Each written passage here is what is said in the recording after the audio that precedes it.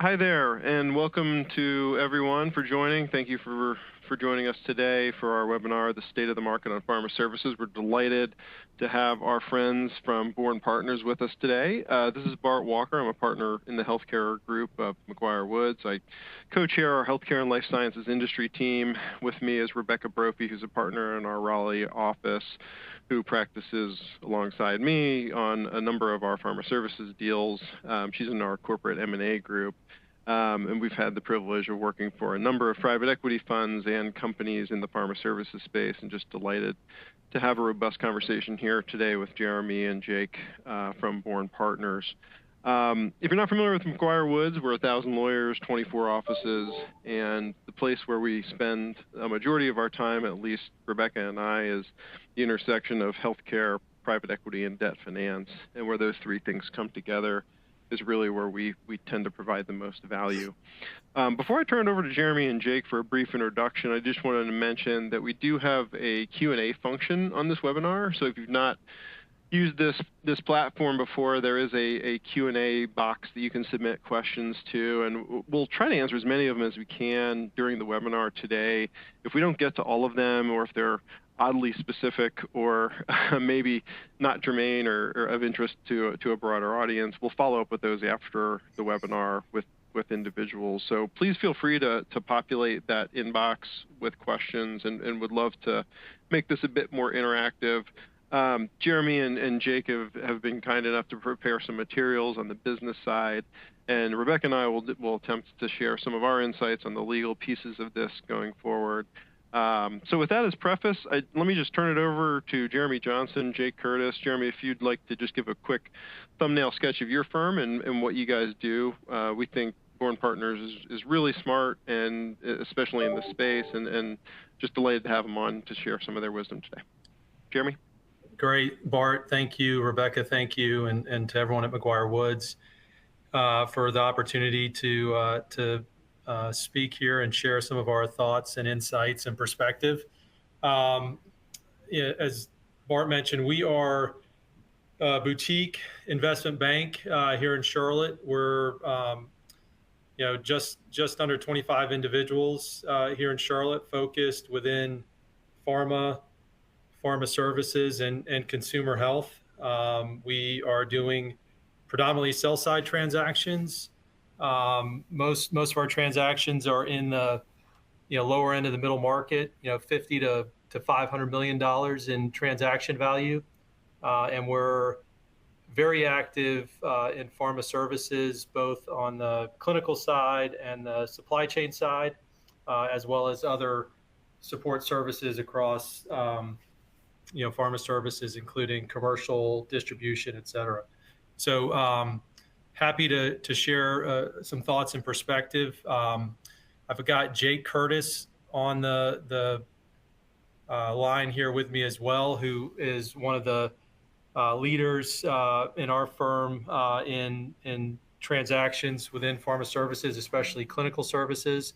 So happy to have him alongside me here to share some of his perspective and what he's seeing in the market from our clients, as well as other industry folks that he interacts with every day.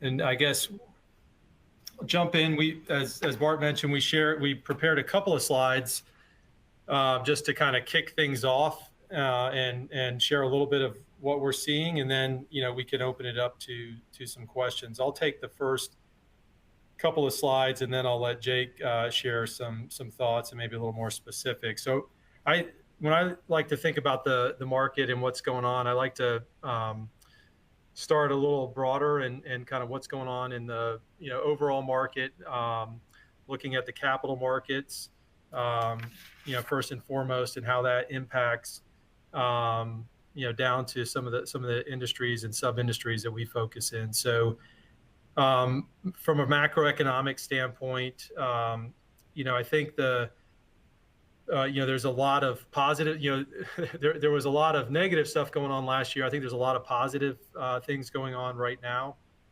Inflation looks to be under control. I think the market's already, pricing in a number of rate cuts here. The stock market's near an all-time high. We've got low unemployment. We got strong consumer spending. So all of that, seems to be pretty positive. Deal activity, last year was way down. And I think we got a chart on the next slide. We'll show specific to Pharma Services deal activity, but deal activity last year was way down across all industries. But we're starting to see, if we look at this year, and part of it, I guess looking back at last year, what was driving that is, you just had the debt capital markets, were pretty shut. Debt costs were rising, and that impacts the amount of capital available for LBOs. And because of that, a lot of private equity were sitting on the sidelines, just waiting to, let's see what's going to happen with the market. Hopefully rates are going to eventually go down. That'll open the debt capital markets up. Then we'll look at selling. So we saw a lot of folks sitting on the sidelines. But during that time, we still saw record fundraising from, private equity funds were raising plenty of capital, and, dry powder today is kind of sitting at all-time high. So there's a lot of money on the sidelines looking to do deals. So there's a lot of demand for deals. There's just not a lot of supply of deals out there in the market. Some of the deals that we saw were smaller transactions, more add-ons versus platforms. But if we look at 24, things are looking a little bit better. And I think there's an anticipation or an expectation that we're going to see more deal activity. We've been very busy ourselves at Bourne. I think we're a little bit different. We've been fortunate. We've been a little busier than some of our peers. And a lot of that has to do with the fact that, we deal with a lot of family founder operator owned businesses where, they've chosen not to sit on the sidelines. Valuations are still pretty strong for good businesses, maybe not as high as they were in 2021, but valuations are still pretty good. And there's still a lot of demand for these businesses. So we've been very active with those deals, those transactions. And I think we're going to see volumes continue to increase. We haven't seen the plethora of deals come on the market early in 21, but we're seeing more. And I think as the year goes on, we'll see some more activity. Some folks may still choose to sit on the sidelines during this elections cycle at the end of this year. But we definitely think, from I think next year, 2025 is we're really going to see a lot of activity. You've got, like we said, one of the pressures that's going to drive that is, private equity firms are seeing some pressure from their LPs to return capital, especially firms that are looking to kind of raise their next fund. In order to get their LPs to recommit, they need to see some funds coming back from their current and prior investments. So that's going to drive activity later this year and especially into next year. Healthcare M&A activity, it definitely was not immune to the slowdown. But of note here, we just want to point out there's been a tremendous amount of capital raised for healthcare specific funds. And last year, we don't have the Q4 numbers because they haven't been fully released yet, but through Q3 of last year, the healthcare specific fundraising was on a pace to raise more than any year previously. So there are a lot of dollars being earmarked for our sectors of focus. And as a firm, we cover a lot of private equity, and we've got 200 healthcare specific, and even with our verticals, Pharma Services focused funds that we're covering very closely. So that number has ticked up quite a bit over the past couple of years. And I think the last thing, just broadly to talk about in the market, is one of the things that impacted a lot of companies in the market last year and even the year before was just the biotech and biopharma fundraising. It kind of all but dried up. last year, and it impacted not only the biotechs, but it impacted a lot of the pharma services companies that we work with and interact with. So especially clinical services companies and CDMOs that are involved in, developing, doing some of the development formulation work and clinical scale manufacturing. A lot of these companies were impacted with programs being stalled and delayed, which meant their revenues were being stalled and delayed as well. And so, interestingly, beginning of 24, though, we've seen a lot of activity in biotech fundraising, and already in the first 2.5 months of this year, the public dollars raised for biotech or biopharma is already approaching about half of the total capital raised last year. So that's all good signs, and we're starting to see some positive movement there. But it's still a bit of the case of the haves versus the have-nots, and some of those dollars going towards some of the later stage programs as opposed to some of the earlier preclinical and early clinical stage opportunities. If we look at Jeremy, go ahead. Well, if I could just interject one question. Yeah. Fascinating background, and one thing occurs to me. You mentioned this overhang of investments that where funds are looking for liquidity, or the LPs are looking for liquidity. Yet at the same time, you're seeing record fundraising in the area. Have you seen a change in the types of exit strategies people are using? Are you seeing more secondary sales or continuation funds or fund-to-fund deals? Are you seeing any IPOs that are in a significant way in the market, debt recaps, like just different things than traditional founder-owned sales to PE funds or strategic? Yeah, absolutely. IPOs are down. However, we have seen we've seen a flurry of them early in the new year. So I think that's great and that's positive. But I think from an exit standpoint, we're seeing a lot of continuation vehicles, where some funds are looking at unique ways to exit or partially exit an investment, maybe pass it from one fund to another fund. We actually have, we on the other, so I mentioned I run our investment bank here at Bourne Partners. We also have a sister company, which is Bourne Partners Strategic Capital, where that side of our business makes direct investments in companies. They don't have a fund, so investing their own dollars, but a lot of times alongside private equity who like us for our industry expertise. And we were brought in just beginning of this year to help price and co-invest in a deal where the sponsor wanted to kind of move an investment from an old fund to a new fund, but needed a way to do that. So needed it valued by a third party, a new investment, and so we're seeing opportunities like that, and we're seeing some unique ways to extend the have an exit, but also extend the life and the participation in some investments. Jeremy, I have a question as well. It sounded like, based on what you're seeing across the desk at Bourne Partners, that you're busy, but it also is looking like potentially the second half of the year might be a little busier in terms of things actually going to market.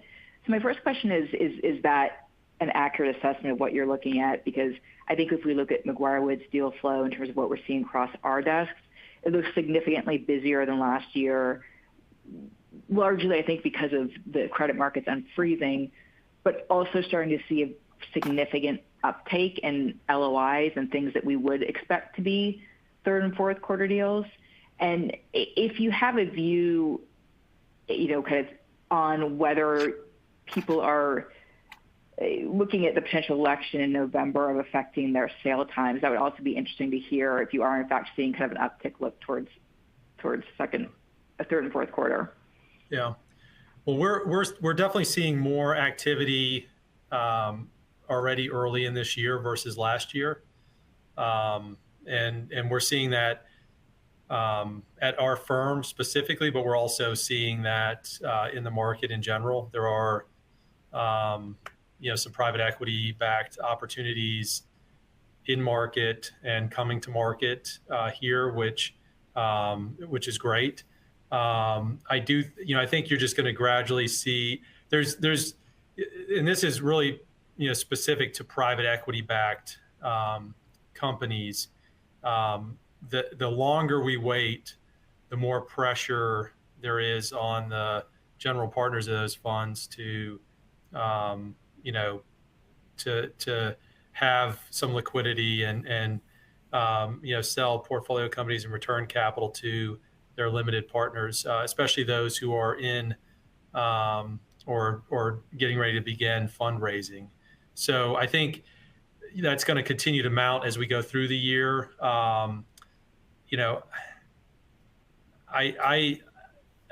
When we talk to some of our friends, in private equity, they too also are believing that they're going to see more, and they may have some opportunities that are coming out later this year.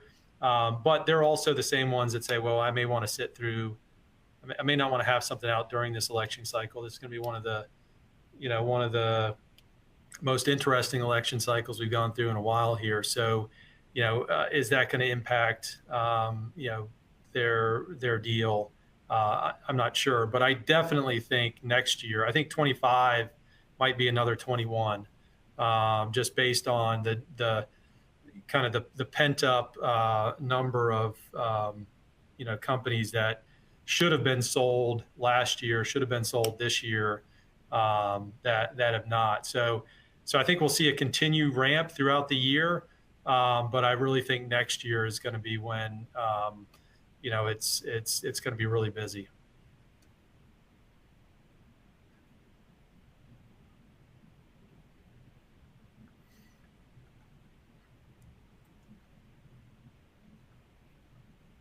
Yeah, thank you, Jeremy. That's helpful. Great. Do you want to continue with your slides? Yeah. Yeah, I'll continue. I've got this slide, and then I'll let Jake say a few words. So, diving into Pharma Services specifically, so I think I referenced this chart a few minutes ago. This just kind of shows you the deal activity in Pharma Services specifically, and if you look at this. There's a couple things. One, our firm focuses in both pharma and pharma services. So I'll note, like, up until 2015, there was a lot more interest and valuations were a lot higher in pharma products than they were in pharma services. And then with some of the Valiant issues, the Martin Shkreli and Hillary Clinton Twitter battle and all that other stuff in 2014, 2015, kind of pharma went out of favor, pharma services came in favor. And so some of that's driving the deal activity and the deal volume and the valuations. Now pharma services companies are trading at, 20x, and pharma products are trading at, 10x or below in some cases. So, these are EBITDA multiples. So that's driving some of this. You also had the amount of capital raised to go into the space. But really what's been top of mind for everyone the past few years is, 2021 was, if you owned a pharma services company, that was the time to sell. That was the best time in the history of history to sell a pharma services company. And we saw so much demand, so much activity, really incredible valuations. And then, in 22, the market shifted, the wheels started to fall off. And last year, 23, was really tough. All the biotech funding, which I mentioned, had kind of dried up. That impacted a lot of companies in the space. You had the, bank failures last year. And a lot of that was, there were a lot of activity, servicing this space, servicing the early biotech and biopharma companies. And so that volume has dropped, pretty dramatically. And so we're expecting this to start to grow and go back in a growing direction, both dollars and value, or value and volume. So hopefully we see that shift in that transition. I think for us, there's a lot of interest in pharma services. There's a lot of part of the reason why we have a broader, we're covering more funds today than we did, 2, 3, 4 years ago. Is just the strong interest and demand in pharma services specifically. Healthcare is always, there's been a lot of interest in healthcare for many, many years, but there's a lot of folks who were traditionally healthcare investors that now have interest in pharma services specifically, just due to a lot of the key trends and growth in pharma services, the outsourcing there, in many cases especially on like manufacturing and things on the supply chain side, there's a lot of fragmentation and opportunity for investment, roll up, et cetera. And they're great opportunities, great targets with great margin, and that's driving a lot of interest there. Some of the key trends and things that we're seeing or themes that we're watching and keeping our eyes on, especially within pharma services, patient centricity in general, both on the clinical, trying to drive trials and services, to bringing trials to the patient, or improving patient engagement and retention and things of that nature. That's a lot of niche service-based businesses, and not only on the clinical side, also on the commercial side, when it comes to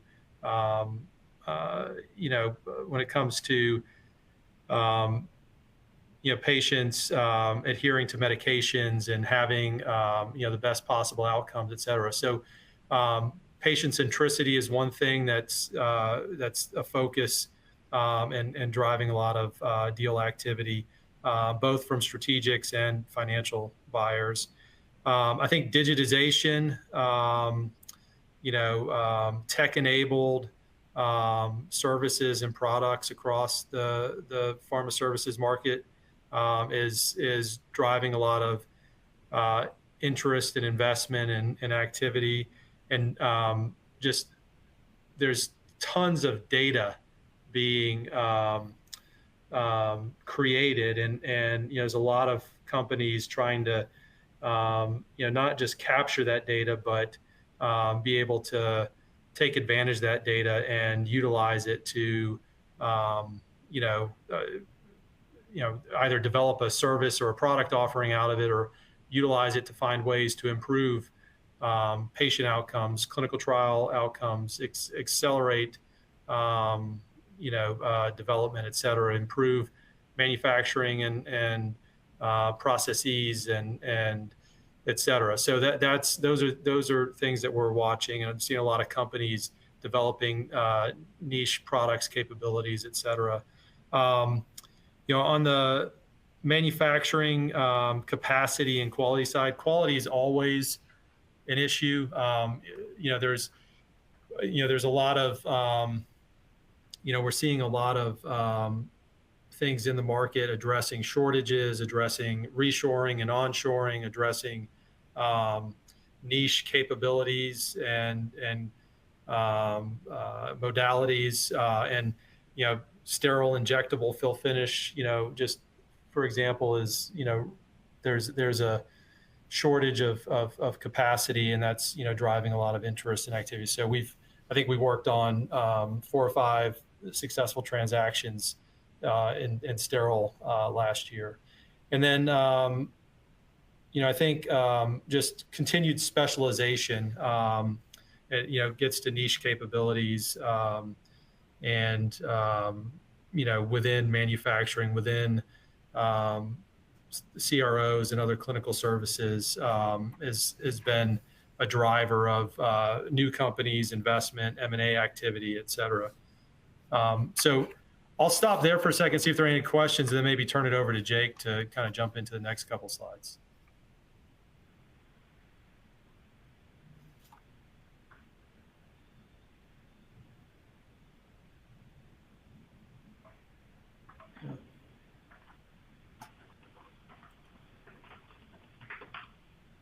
Okay.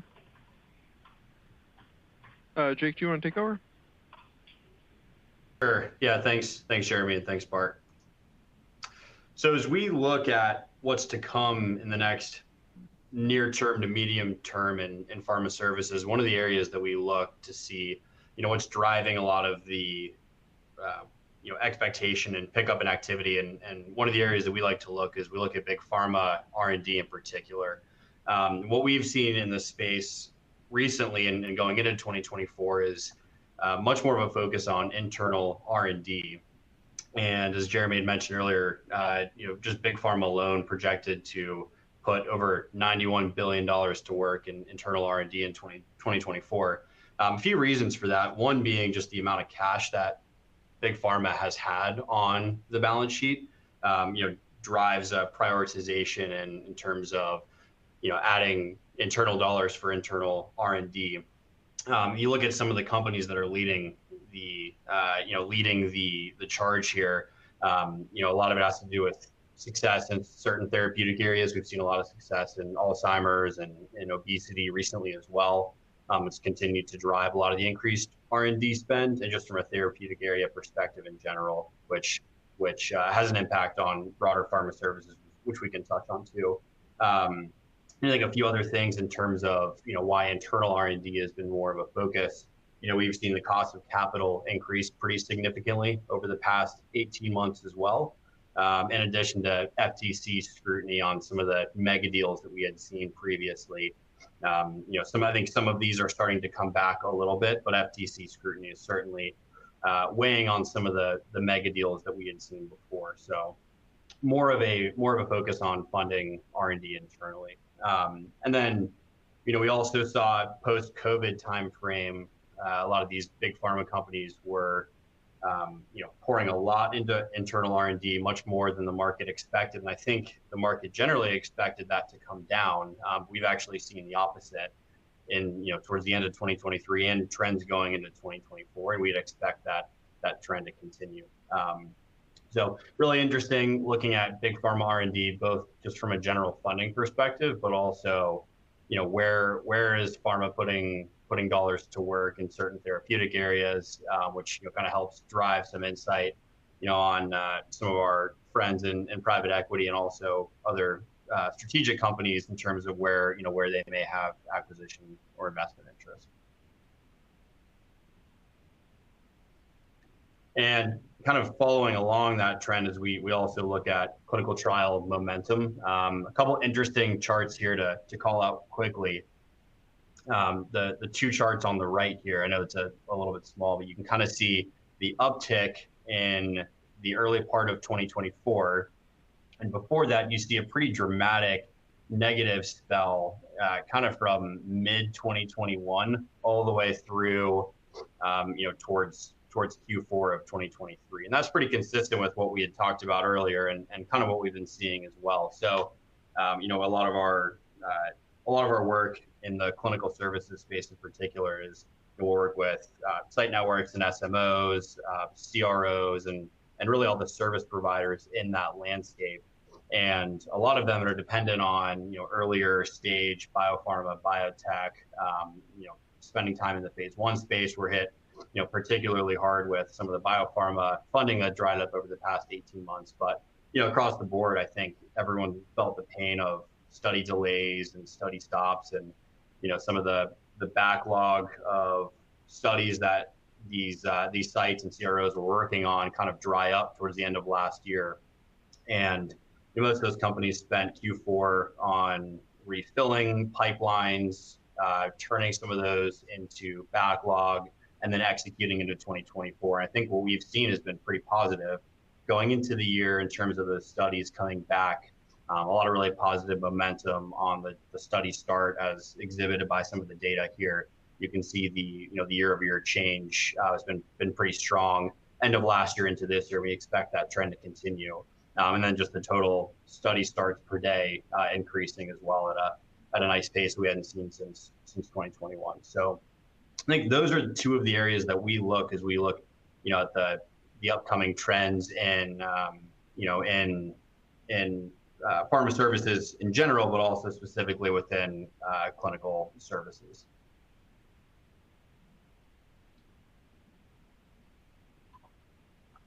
And then just on terms of a quick slide on valuations. So in general, I think if you map the entire pharma services universe over, the S&P, which we'll use for a just kind of general market indicator, it's trading favorably to the market. I think the S&P also is trading at pretty high level compared to historical values.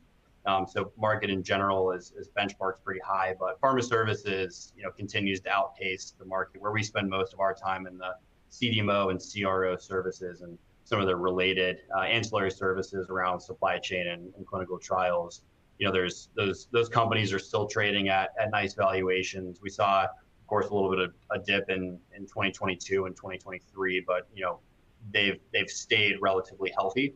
As Jeremy alluded to, some of the deals that we've been working on, deals we've seen get done over the past 18 months. Good deals are still getting done at good values. The quantity may have dropped, but these deals are still getting done. There's still an appetite for investment and for growth here, which we're excited about. And if you look at some of the specific sectors that are leading the charge in pharma services, CDMOs and CROs still pretty far ahead, from some of these other sectors. Where we've seen in the private market, some of these valuations probably a little bit lower than what we're seeing in the public markets. And then if you look at some of our other ancillary pharma services coverage sectors in packaging, distribution, some more kind of healthcare marketing and engagement on the commercialization side are probably trading a little bit higher in the private market. So I think you kind of see some of the extremes as we'd expect in the public trading comps charts. So I'll stop there for any questions as well. Yeah, Jake, maybe just one quick question that I've got looking at that. CDMO is kind of a broad brush and can capture a lot of different kind of niches and sub-sectors within that. Is there any particular area within CDMOs that you really think is taking off or driving those higher multiples versus CROs or specialty packaging and distributorships, things like that?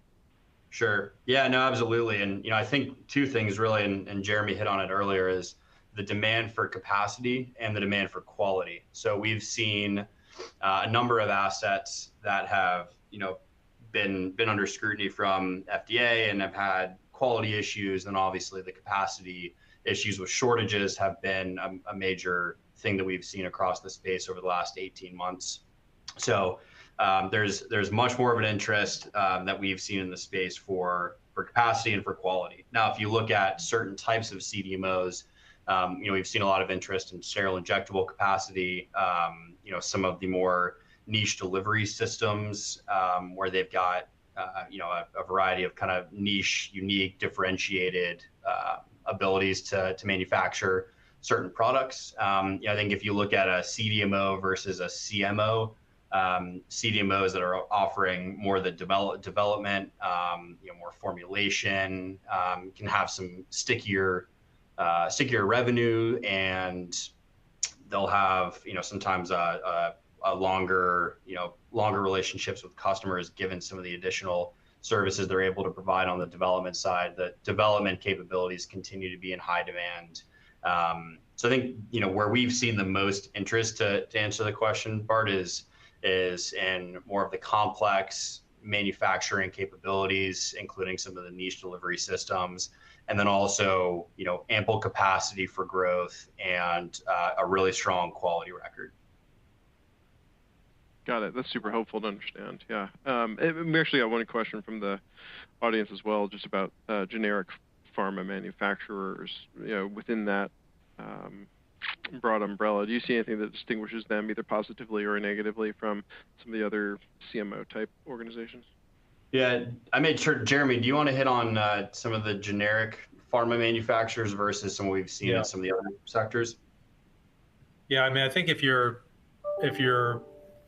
mentioning generic pharma manufacturers as product companies as opposed to purely CDMOs, there's if it's a CDMO, there's more interest on the branded and specialty side, or biologic and the higher price, higher value, higher margin production. I think the question probably relates to product companies. And one of the things that's interesting is we're actually starting to see renewed interest there. Generic pharma has been out of favor for a number of years, since 2015, as I mentioned earlier. But and we feel like we've been in this trough for forever. But we're actually starting to see that generic manufacturers are starting to have pricing power again, and we're seeing that kind of across the board. I'm actually having conversations every day that so many folks have gotten out of OSD manufacturing and especially generic oral solid dose manufacturing. So many folks have left so many products that you're starting to see there's some renewed interest there as well. So it's definitely got a long way to go to get back to 2010 to 2015, but we're starting to see quite a bit more interest there, and there's a lot of ex-US interest. Europe, in Europe they had some issues with supply chain and shortages, and government kind of had to come in and take some steps to kind of prop up the generic industry to help support pricing. It's easy for politicians here today to say, pharma's bad, but it's, there's like the generic pharma industry is not the problem. You got, kind of two segments of the market. You got high price, in a lot of cases overpriced, branded and specialty products. And you got an underpriced, not sustainable price generic market. And so I think there's the light starting to get shined on the right spots and in the right areas, and we're seeing some support. That hey, we need to do something to shore up our supply chain here, and generic pharma is actually part of the solution. It's not a problem, and so I think we're maybe not quite bullish, but we're definitely more bullish than we were on generic pharma even a year or 2 years ago.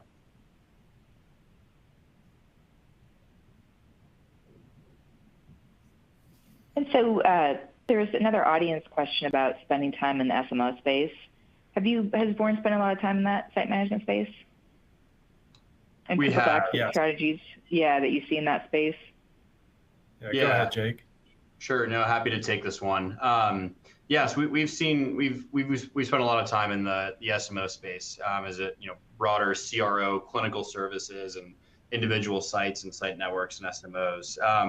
I think it's interesting, seeing it's certainly been one of the biggest trends we've seen over the past 24 months is the as continued outsourcing trends across pharma services, especially in clinical services. You've seen site networks grow pretty significantly in kind of a buy and build strategy. Some of the bigger ones that have been around for a little bit longer, we're seeing as it comes to exit strategy, I think a few of those we expect to come to market, kind of in the near term. So I think that'll be kind of interesting to see, exit strategies, how those transact in the market. I think one thing that we can certainly say for sure is there's no shortage of private equity interest in the clinical trial site network space. And that really ranges all the way from, kind of the low end of the market all the way up to the high end of the market. With what we've seen in the past 18 months, we've seen some of the larger groups that I mentioned that we expect to probably come to market at some point this year. We've seen a number of others that are kind of in the mid-size range, probably in the middle of the hold period, backed by private equity funds.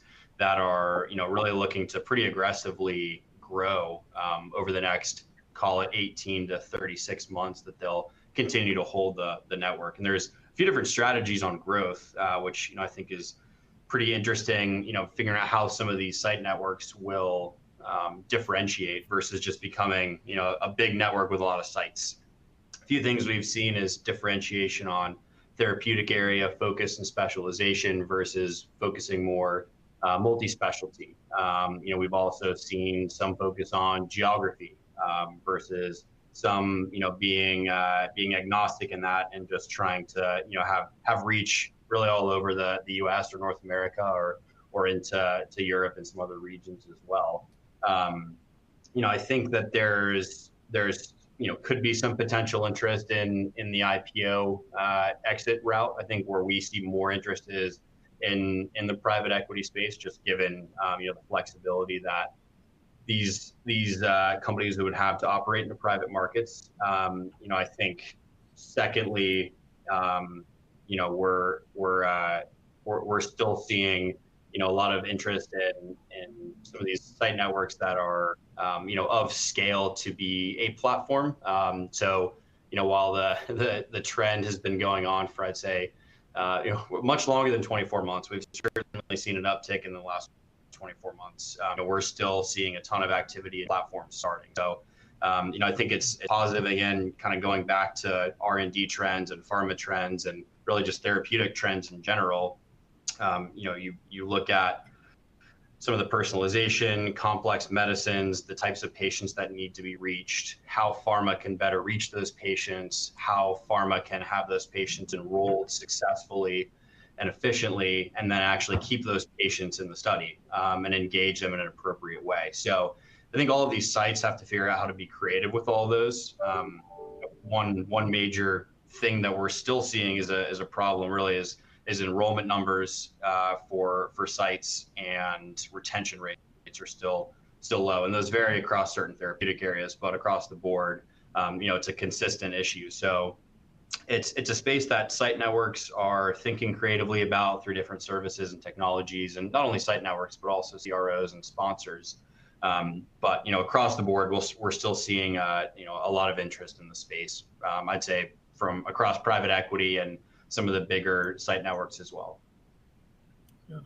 Yeah, but interesting. And more broadly, I'd say when we're talking about exits right now, if people are thinking of exiting in the next, year and a half, it is time to start thinking about the strategy from also a legal perspective and an accounting perspective, and particularly right now in the current environment, taking into account, considerations that you should be talking very early about, like antitrust concerns, which is a very big focus of at least the current administration. Bart, I don't know if you have anything else to add that you might think might be specific things folks on this call might be thinking about if they have exits upcoming in the next year and a half from a legal perspective. Yeah, thanks, Rebecca. And that's a good segue. I think it's emphasis on a lot of the things we continually just beat the drum about, which is regulatory compliance, having your ducks in a row, making sure that you're operating consistent with laws, regulations, policies. Some of those are legal questions. A lot of those are consulting questions, and really within the domain of folks who are hardcore FDA consultants and operational consultants and advisors on that front. The things we spend a lot of our time on are anti-kickback statute, False Claims Act, those types of compliance, if there's financial relationships with physicians, prescribers, referral sources. A lot of those can be pretty subtle and result in disproportionate liability from an indemnity perspective in the context of a deal. So expect a lot of that to have a very bright light shined on it throughout the due diligence process if you're getting ready to transact. We always recommend a little bit of introspection and self-due diligence, so to speak, so you know what you are dealing with so that you can correct anything that you find, but also just ensure you're doing things the right way and there aren't any surprises later on. That's one of the things that we've seen derail deals or at least delay them, if not derail them. Yeah, and we have some other good audience questions. I see a question saying, a view on the top 3 to 5 most sought after service offerings that private equity is interested in right now. Yeah.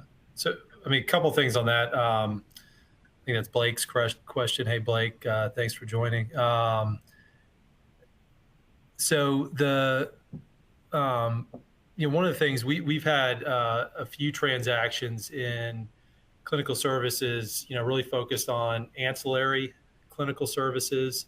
The biggest thing that we're seeing folks interested in, both on a strategic and a financial buyer side, are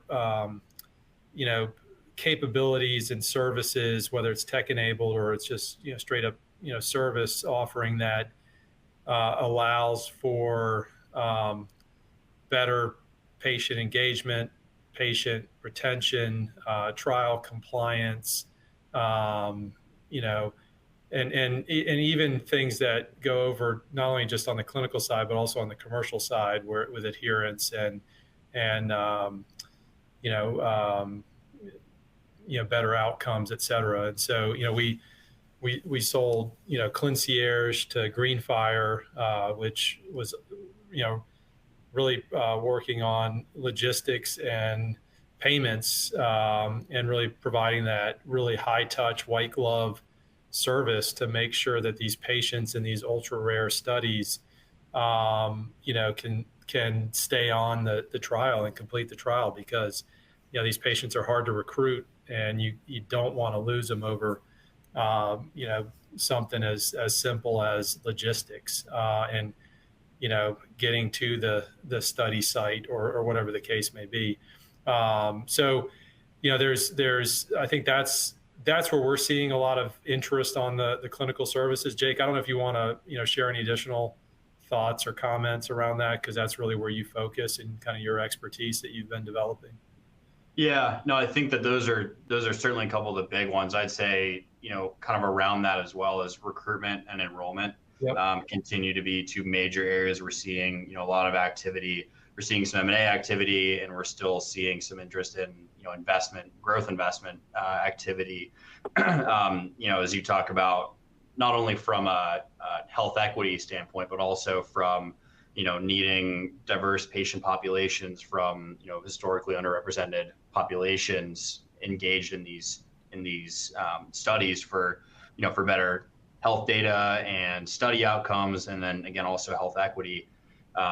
It's some of these patient populations and areas can be difficult to reach and difficult to recruit patients, and make sure the enrollment targets are hit, the enrollment process is as efficient as it can be, and so it's more than just identifying the patients. It's kind of taking the extra step and making sure all of the different consents and other education that needs to happen for the enrollment are also taken care of and done in the right way. So recruitment and enrollment all the way through to engagement, I think, is kind of the full continuum of and back to the whole patient-centric approach, where making sure that patients are engaged appropriately and treated appropriately through these studies, makes them that much more, likely to not only participate in the trial, but also stay. And the last point I'd mentioned to Blake's question is kind of on the back end of that is patient data and analytics.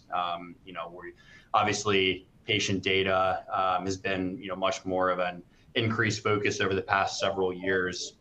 Seeing a lot of really interesting companies doing all sorts of interesting things with real world data and real world evidence in this space, driving some pretty exciting insights for pharma, not only from clinical data, but also as you get into more commercialization services, which is probably a bit of a step past clinical services, more into commercialization or pre-commercialization, really helping pharma companies figure out how to optimize market access plans, understand patient analytics and data to make sure the therapeutic, when it comes to market, is appropriately marketed. Yeah. Hey, Rebecca, maybe one quick question for you. I know we're running short on time, but wanted to get your perspective just on things like indemnity and risk allocation, and I know we're seeing a lot more rep and warranty insurance at the higher end of the market. I think we're seeing more public style deals. Just, your thoughts, concepts on trends in that area within the deal context, I think would be helpful for people to just think about. Yeah, absolutely. And I think it's always going to be somewhat of a question of deal specifics, including leverage, where these things shake out. But we continue to see, and this has been an ongoing trend for a while, a lot of willingness to push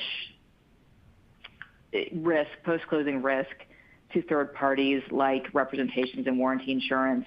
One really core comment, which is at least true right now, and if what we're all hoping and predicting is a busier kind of second half of 2024 or 2025 history may not be true in the future, that while a year and a half ago it was difficult to get a representations and warranty policy placed in the mid-market, right now it's very easy. So we're seeing even smaller deals for representations and warranty standards, so sub $40 million EV deals, getting insurance and having that be a nice place to land. So I think that's one trend that I've seen this year specifically is broader use and broader availability compared to where we were at over the last few years for representations and warranty insurance. I think like Bourne, we're seeing more continuation vehicle fund sales happening. Whether that trend will continue, I don't know, but those do tend to also have less indemnification involved with them just due to the trends of those. And there's now specific representation and warranty structures for that. So that's an interesting thing to see in the market. But still big picture, every deal is a bit unique, but the advent of representation and warranty insurance has been very helpful in having smooth deals without some of the bickering that incurs on the legal end between how risk will be allocated. But I don't know if you have anything else to add to that. If not, I do see some more questions from the audience that we can flag. Nope. Rebecca, we can also Yep. we can also share that probably 9 out of 10 of our deals have rep and warranty insurance. Every once in a while we won't, but that's today, and that's maybe there's some reason where if we can protect our seller to almost the same extent, where they've got limited exposure, if we can negotiate that without it, we'll look at it. But we're also seeing that most of those deals, and there's definitely no trouble. End of 21, you're trying to get a policy, good luck. But yeah, today there's plenty of, it's relatively easy. Yeah, that mirrors our experience as well. Yeah. Okay. Well, someone had brought up. Oh, go ahead. I was going to say someone had brought up a question on CapEx, and if I, just from a broader, capital market standpoint, that has been a bit, with rising interest rates and the cost of capital, and especially look in Pharma Services, on the supply chain side, contract manufacturing, CDMOs, which are capital intensive, that's impacted valuations, pretty significantly. You look at, privately held, private equity backed buyouts there, you just can't put as much leverage on those businesses, today as you could a few years ago because of the interest rates and because of, your cost of capital is, more than 2x, what it was, a couple of years ago, or about, it's at least 2x what it was a couple of years ago. So that definitely impacts valuations, and that's, CDMOs are still trading pretty high, especially when you look at the public companies, but it absolutely impacts, valuations on private transactions. Most private transactions, you're just not paying down debt during the hold period. There's not tons of, free cash flow generation like you might see on a product business. And then I think the difference between, how folks look at growth CapEx versus maintenance CapEx, some of these big CDMOs with multiple sites and multiple, they're just, they're cash hogs just for their maintenance CapEx. But we've seen, we've done a few growth equity deals over the past kind of 12, 18 months, where and there's a lot of interest to invest in businesses for that growth CapEx, expanding capacity, expanding capabilities, and that hasn't been a detractor to value. It's been a driver for transactions. Maybe it's not a traditional buyout transaction, but it's a growth equity investment to fund that growth CapEx and that expansion. We did another transaction where as a founder-backed business that needed capital to grow. We did a change of control, majority buyout, but then there's a lot in addition to the buyout. The investor is going to invest many tens of millions of dollars in additional capital to expand that business, and that founder owner couldn't make that sort of investment on their own to continue to grow the business, and so they were just at a point where they needed to bring in a partner with deep pockets to fund. So definitely impacts some of the publicly traded companies. It's definitely been it's put some pressure on some of the private equity back that had maybe put 5 turns, 6 turns of leverage when they did their deal pre-2021. But it definitely is an impact to valuation, but can also be the growth equity can be a nice driver to bring in a partner, which we're seeing here.